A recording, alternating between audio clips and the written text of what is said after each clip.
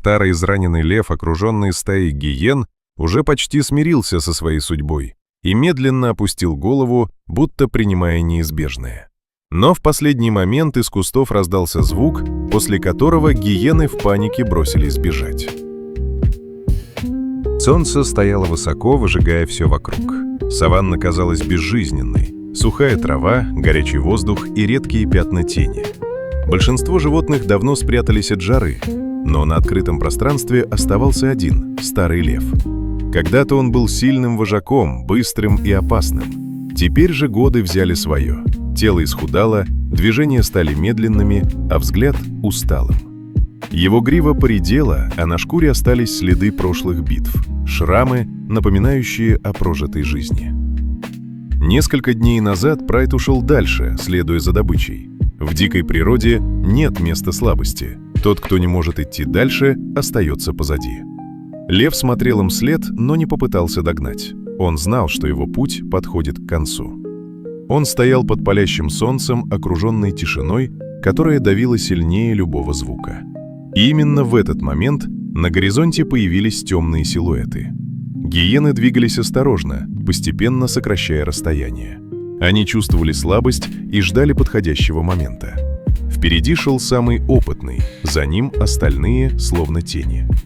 Лев заметил их, но не двинулся с места. Он лишь повернул голову и посмотрел в их сторону. В его глазах не было страха, только усталость и спокойствие. Гиены замедлились. Обычно жертва пытается бежать или защищаться, но этот лев просто стоял. Казалось, он уже все решил. В его памяти вспыхнули образы прошлого: охота, ночные рычания, борьба за территорию, годы силы и власти.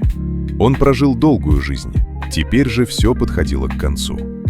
Лев медленно закрыл глаза и опустил голову.